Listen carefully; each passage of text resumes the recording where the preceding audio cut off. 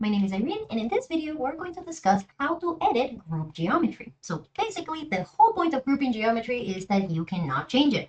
So what do we do if we have to change it after we have created it? So with that in mind, let's get to it.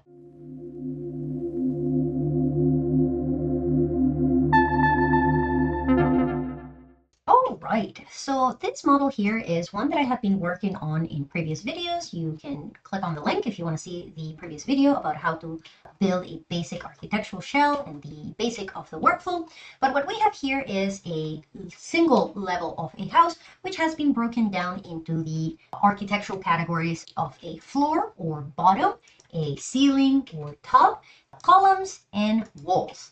And what I want to discuss now is how are we going to make openings for the walls, because we're supposed to have doors and windows. Right now, this is a fortress of solitude. Nobody gets in, nobody gets out. So how can we make changes? The first thing that I'm going to do is I'm going to select my ceiling or top, and I'm going to right click and hide it so I can better look at the internal walls. And then the next thing that I need to do is find a way to be able to see my reference CAD, because basically what you can see is that right now my AutoCAD reference is sandwiched between the floor and the walls, and because both of them are solid, aka they have faces, I cannot see what's inside, which would be my CAD reference. So one very easy way to be able to continue seeing your CAD reference, even if you've already created SketchUp geometry, it's with the X-ray tool. So the X-ray tool can be accessed on the View menu. So if you go View and you go Face Style, you're going to find X-ray, or you can easily access it through a toolbar. So that is what I have here. This is the style toolbar, and the very first one is the X-ray vision. So as you can see, and I've discussed this in previous videos, whenever there's a tool that you know that you're going to be used often, you want to make sure that at the very least it has been set up as a toolbar. So all I need to do is click on this little button here, and now basically my faces are still visible, but they are see-through, and I can see the CAD reference inside of it. So see, so I need an opening here for my door and window. I need an opening here for this window. I need an opening for this little window here, and then one for this door and window. All right, so the first thing that we need to tackle is how we're gonna make those changes, because the thing is that, remember, I turned my wall into a group. And the whole point of making geometry into groups is precisely to isolate it so you cannot change it. But now we need to change it. So what do we do? So the first thing that I want to explain is what we do not do. And what you will not do is right click and explode. I know the feeling, I know the desire inside of your heart to bring chaos and destruction. Refrain yourself from doing that. Exploding, just like in real life, causes more trouble than the benefit that it brings. If there is any other raw geometry in your model, as soon as you explode something, they're going to become merged immediately. So unless you really know what you're doing, you should not be, trigger happy exploding geometry. So what we're going to do instead is we're going to edit the group. So just because something is a group does not mean that it's no longer accessible. All you need to do is edit that group. And you can do that with AutoCAD, you can do that with Revit, you can do that with most CAD and BIM software. So how do we edit a group in SketchUp? Well, there's two ways to access the inside of your group. Option one, you can select the group, you're going to right click, and you're going to find Edit Group. And you will know that you're in the right place because you're going to see that the rest of the model is going to become grayed out. And more importantly, and this is what you actually want to pay attention to, I should now be able to select the raw geometry within the group. So the way that you want things to be set up in SketchUp is ideally you have a group, and then within that group, you have nothing but raw geometry. So for example, within this group, I don't want to have like some walls are raw geometry and then some walls are a group. Everything within the wall group should just be raw geometry. Okay, so now I am inside of the group. If I want to exit the group, all I have to do is either click outside on empty space or press the escape key several times. So if I go escape, now I have come back to my general model. The other way, and actually easier way to access the edit option for your group is to just double click on it. So click, and now we are inside. And again, what you want to pay attention to is that you can select the raw geometry within the group, because this is what's going to happen. So I'm going to, for a second, I'm going to exit. So the other way that you can exit a group is just clicking outside. So if I click outside, see, it has exited. And I'm actually going to turn off my X-ray vision for a second. Because basically, if you remember the edit/modification commands, we can use push-pull to create openings in our wall for doors and windows. But look what's going to happen. Let's say that I want to make an opening here, and I'm just going to make a random opening. I'm not even going to follow the AutoCAD drawing because this is going to be wrong. So I'm going to come here and I'm going to make a rectangle, right? And then I'm going to go P for push pull, and I'm going to push pull it to the other side. And again, you just want to make sure that it says on face. But when I click, it's not going to do anything. And the reason for that is because this opening that I am trying to create using the rectangle and push-pull is outside of the group. So again, remember, the whole point of group and components is that we want to isolate geometry. That means that new raw geometry cannot affect it. So it doesn't matter how well I create my rectangle and push-pull, nothing is going to happen because the geometry inside of the group is not interacting with this new geometry that I've created. So nothing happens. So I'm going to delete this. And what we want to do is we want to first go into the group until you're touching raw geometry. See, when you see that you can start picking the lines and the faces, now look what's going to happen. If I draw a rectangle, see how now I have one face, two face? Because now the lines are cutting the faces. And if I push pull all the way to the other side, and again, the easiest way, like if you're still getting familiar with creating openings using push pull, you can orbit around so you can see that you're push pulling to the opposite face. And then when you click, there will be your opening. Okay, so very, very important. It doesn't matter if geometry has been grouped, you can always edit it in whatever ways you need, but you need to make sure that you are inside the group. Otherwise, you know, the group is just going to ignore whatever is happening outside of the group. So I'm going to undo this because this is not the actual opening that I want to create. So undo, undo, undo, undo. So now that we understand how we can edit the raw geometry within our groups, the next thing that we need to figure out is how we can use the references that we have been provided from the CAD drawing. So again, if I go back to my XREF, what you're going to see is that when it comes to my door and window openings, the CAD reference is just really giving me the width of those doors and windows. I have to go to the CAD drawing for the heights. So this is going to be, in some cases, for example, this is a curtain wall that actually goes from the first level to the second level. With most windows, you're going to get a sill height and height. And with most doors, if there's not a specific dimension, then that usually means that your door is going to be the standard height, which is going to be either 80 inches or 7 feet, which is 84 inches. Okay, so we can operate under those assumptions. Now, if I start drawing, following kind of like the outline of my geometry, so let's say, for example, that I want to draw this window here. So I have these reference for the width of my window, and if I go to my AutoCAD drawing, you can see that the sill height is 1500 millimeters and the height of the window is 2100 millimeters. But what's going to happen here is that even if I can go to my raw geometry, if I start drawing my lines here, what's going to happen is that I'm going to make cuts on my face that I don't necessarily want to have. So I can go 2100 millimeters, and then let's say that we go here, and I can use my arrow key. So for example, I can bring it there to that corner, see, where my window actually ends. And then let's say that I want to bring it down all the way down because I don't know how much that height actually is, like subtraction. I'm not going to be doing the math. So see, the problem is that now I have cut this wall face in a way that I don't want it to be cut, but you know what, let's power through. Let's go back to my X-ray vision, and then we said that the sill height was 1500 millimeters, so I'm going to go and draw a vertical line, 1500 millimeters, and then enter. And that may look like I didn't do anything, but basically when you draw a line over an existing line in SketchUp, what that is going to do is basically create a cut on the line. So it's creating a point that then I can use as a reference. And basically with this, I have created the opening that I need for my window. But what I don't really like about this method is that now I have this line here and this line here that I would have to then go back and delete. So the thing is that this can, if it's just one window, it may not be such a big deal. But if you have a lot of windows and doors and whatnot, it can get very annoying very quick. So what I want to show you here is that there is a better way to do this. So I'm actually going to delete all of this. So I'm going to go Control Z, Control Z, Control Z, Control Z, Control Z, and Control Z. And I'm actually going to exit my group for a second. Because what I'm going to do, I'm going to go to a top view, and I'm actually going to move here to the side because I want to introduce you to a new tool, which is guidelines. So guidelines are a tool within the measuring tape. Remember how I said that the measuring tape is the goat in SketchUp? This is why. There's a lot of things that are tied to the measuring tape. So the way that the measuring tape works is, let's say I'm going to draw a random shape here. So let's say I'm going to have a line that goes like this and something like that. So it's not a perfect rectangle. Maybe we create an arc here, something like that. When you're working with raw geometry, anytime that you create lines within it, you're going to be cutting faces, you're going to be creating additional complexity that can cause issues down the road.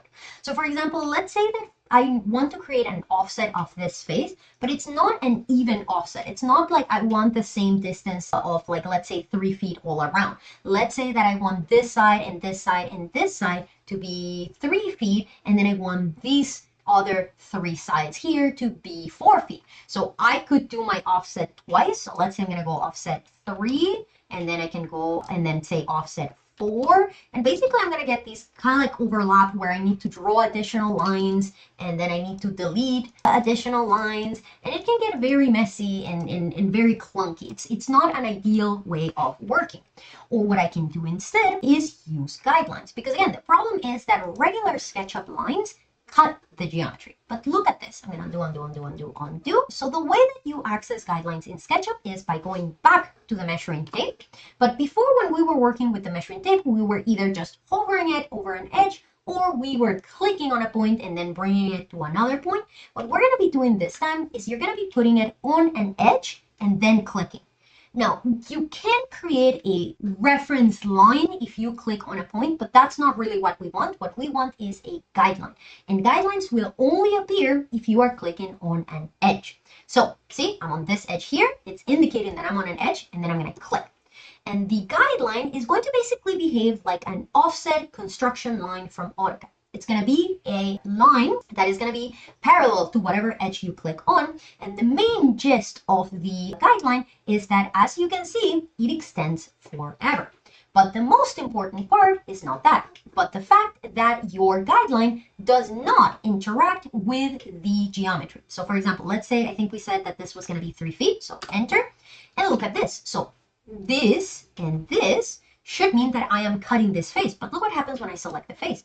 The raw geometry in my model is not being affected by the guideline. So the guideline is just a reference. That being said, it does generate inference points. So see, I can pick up on the intersection between my regular line and my guideline. So the handiness of guidelines is in the fact that they allow you to basically plan where you want to cut your geometry. So see, I can go back to my measuring tape, and then let's say we're going to make another guideline here that is going to be 3 feet. And then I'm going to make another guideline here that is going to be 3 feet. And then I'm going to make another one here that is going to be 4. And this one here is going to be 4. Unfortunately, you cannot create guidelines out of curved objects, but at that point, you can probably just use an offset, because remember, you can offset curved objects, and you have the added benefit that you can offset to whatever the line is. So I can offset to the intersection between those two elements. So guidelines are really, really handy in that sense. So see, now what I can do is use my guidelines almost as a follow the dot guide. And what's going to happen is that when I finish my geometry, now I have a perfect cut on the face. And the other advantage of working with guidelines is that they are far more easy to get rid of than if I would have just drawn regular lines and then I have to go back and carefully delete them. Because with guidelines, you can either just turn them off. So to turn them off, you're going to go to View, and you're going to see Guides, and all you have to do is check them off. The guidelines are still there, you're just not seeing them. Or if you actually want to get rid of them, instead of having to select each guideline and delete it, which you could do, I can select using either clicking on it or using the right to left selection box, or I can just go to Edit and Delete Guides, okay? So this is a fantastic tool to basically plan out where you want to draw things. So now let's see how we would use it to create this window opening here. So I'm going to go into the group of my walls. So again, click, click, click until you see that you're selecting raw geometry. Then I'm going to go to my X-ray vision. And what I'm going to do is I'm going to use guidelines to basically mark the points where I want to cut my window. So all you need to remember is the fact that your guideline is going to be parallel to whatever edge you click on. So for example, if I go T for measuring tape and I select this edge here, then this guideline is going to be vertical. And the other thing that I can do is I can use my arrow keys to lock it. So let's say I'm going to lock it and bring it there. You can also create a guideline from another guideline. So I can click on this guy here and then bring it there. And now for my height, so I can go to the floor, and bring it up. So again, I'm using my up arrow key to make sure that it's going in the direction that I want it to go. So 1500 mm, enter. And then I can go again from the floor, and this time is 2100 mm, enter. And what this is going to do, let me switch and turn off my X-ray vision so you can see better, is basically going to give me a cut along the lines guide for me to follow. So see, I have one face. I'm going to go R for rectangle, click on this intersection, click on that intersection, and look at that. Now I have a perfect opening. And again, once you're done, if you don't want to get confused, you can delete the guides. And now we're going to push pull to create our window opening. And again, either it says on face or it says like limit, offset, something, something. And when you click, it makes the opening that you need. Now, before I continue with making the other openings, I want to mention something very important, and this is that if you are using this method, and for whatever reason, when you push pull to the other face, it does not create an opening, usually that's going to mean that you made a mistake creating your walls. So I'm gonna create an exaggerated version of it so you can see what I mean with that. So let's say that I'm going to create a wall here, and instead of creating that wall using rectangles like I did in my previous video, I'm going to do lines. And I'm going to exaggerate it here, but this is the way that it works with AutoCAD. So let's say that this line here is perfectly straight, but for whatever reason, this other line is just a little bit off. Again, I'm really exaggerating it here, but usually this is the way that AutoCAD works. So the problem is that push-pull only works if both faces are perfectly parallel. So if I come here and I draw a rectangle, yes, that's going to cut that original face. But when I push-pull, basically what's happening here, see what it's doing? It's telling me like, well, I cannot cut through this geometry because it doesn't really align. There is like, you can get maybe this line to align with this face here. Like if I bring it like, I don't know, like there. But then see, this guy isn't cutting. So 90% of the times that people are trying to make openings in geometry, if it doesn't work, it's a version of this. Which is why, again, the way that we model geometry is so important. Now, in future videos, I'm going to show kind of like a cheat sheet, a way to get around having a shitty model. Because again, sometimes you don't get to model things from scratch. Sometimes you inherit somebody else's model, and that model is a mess. And you don't have the time to just start the whole thing from scratch. So in future videos, we're going to discuss how to figure this out. But because in this case, we're modeling from scratch, I just want to point out that if this happens to you, then it means that something went wrong along the modeling of those walls. And in that case scenario, you have to go figure out where your imperfection is. Sometimes it's easier if you just delete that segment of wall and redraw from scratch instead of trying to like, figure out where the problem is. So now what I'm going to do is I'm going to use my same guideline and push-pull method to create the rest of the openings in my level 1, and I will see you when I am done creating them.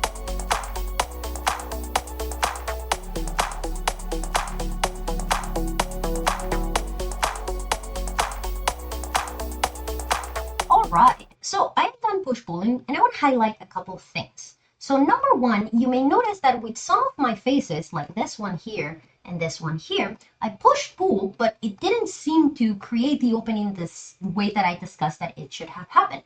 Now, this can happen sometimes depending on how complex the geometry is and what other elements it is interacting with. So again, don't worry, like if this face is not supposed to exist, you can just select the elements that make the face and delete them. Now, be very careful when you delete. Just take a minute to orbit around the model to make sure that you have not deleted something that you didn't want it to delete by accident. This is where I'm going to introduce a very handy tool when you're working inside group over components. So for example, let's say that I want to see the underside of my walls, and I can't really do that because my floor is in the way. So one thing that I could do is get out of the group, select the floor, right click, hide the floor, and then go back into my wall group. Or what I can do is I can go to View and then Component Edit, and you can click on Hide Rest of Model. And what that is going to do is basically hide any geometry that is not a part of the group. So see, now I can very easily see, okay, yeah, like my geometry is there doing okay. Let's delete this guy and see if that messes up anything. Okay, yeah, no, that's looking good. Oh, we need to do a little bit of housekeeping. These are the kind of things that I know I sound like a psychopath, but believe me, later down the road, you're going to see why I am so specific about these kind of things. You want to make sure that your geometry is clean. This line should not be there. Because basically, the way that it works in SketchUp is that when I see a line like this, This line means two things. Either there is a different material, maybe this is brick, maybe this is paint, maybe this is wood, maybe this is stone, two different materials or two different geometries. Like this is one object and this is another object. But in that case, it's neither. It's all the same wall, and so far I haven't done any materials, so basically this line here shouldn't exist. I know this is annoying, I know this is tedious, but it's the kind of thing that is going to come bite you in the ass later when we're working with more complex geometry. So you want to get used to being very clean with your model. So for example, I'm going to come and I'm going to delete that line. That line should not exist. Same thing with this line here. See, it's even changing the color of my faces. Now, if you get these blue faces, you can ignore them for now. Their meaning does not affect what we are modeling. So I'm just going to delete it. And if it really bothers you, all you need to do is select the face, right click, and reverse. And that's going to make it away. Again, it's not a problem. It's not a big deal. You can ignore it for now. All you really care is making sure that you have no extra lines or missing faces. So see, for example, this, I shouldn't have that line there. That line is doing nothing for me, so delete. And again, if you ever delete a line and you see a bunch of faces collapse, that means that that is a boundary line and you cannot get rid of it. So I'm going to delete all of my guides, and basically now I have my walls with their respective openings for both doors and windows. Before I move on to the next thing, I realized that I made a mistake. So if I come back here to edit and unhide all, my ceiling here is actually not supposed to go through here. Like this is supposed to be like a little closed patio. So once again, the same way that I created the openings for my doors and windows, I can also create an opening now for my ceiling. So I'm going to turn on my X-ray vision. I'm going to go into the group of my ceiling.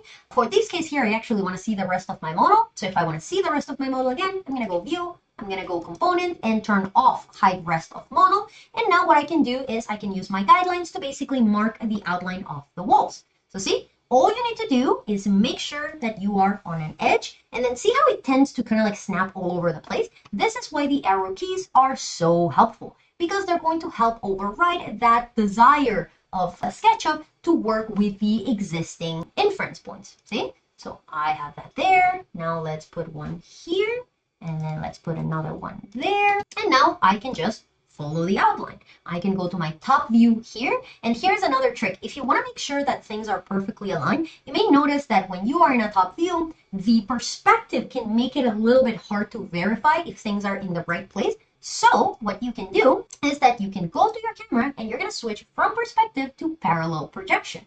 And again, we discussed this all the way back in the introduction to the user interface. The parallel projection is basically going to give you an isometric, so you can perfectly see there's a mistake. This guideline is not supposed to be here. It's supposed to be here.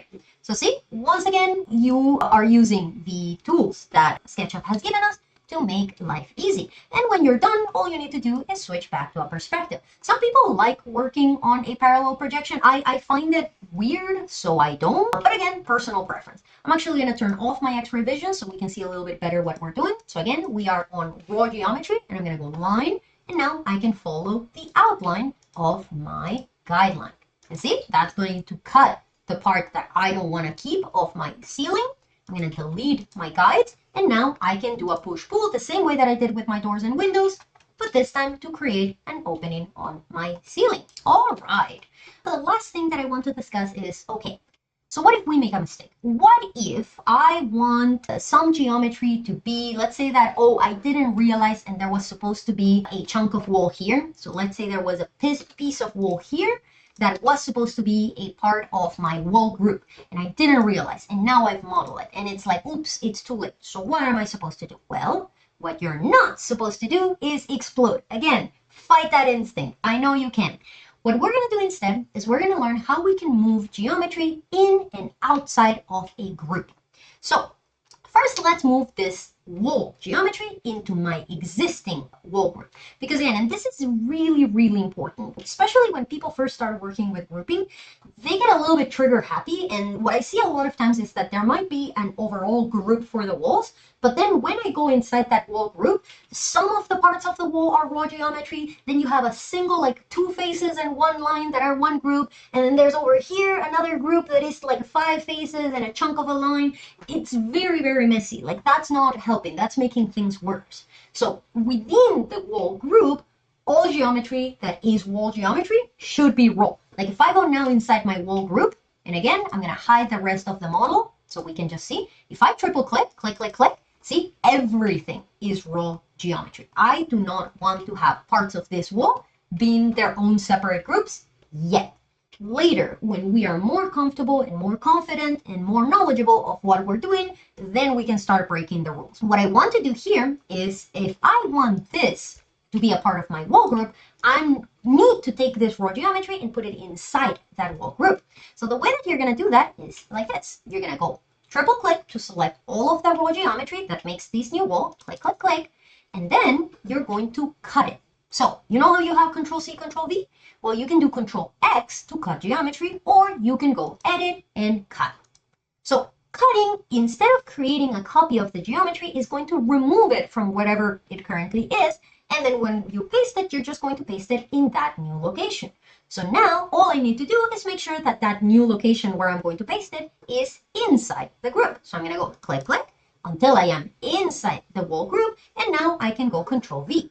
Now, the problem with going with Control V is that now I need to place the wall. And if I don't have an inference point to place it, like, I could mess up, because again, remember, this is raw geometry. If it, for example, touches this guy, oh Christ, now it's going to be merged and I'm in trouble. So instead of just Control V to paste, what we're going to do is we're going to go Edit and Paste in Place. And what this is going to do is paste the geometry exactly where it was in terms of coordinates. But now it is inside the wall group.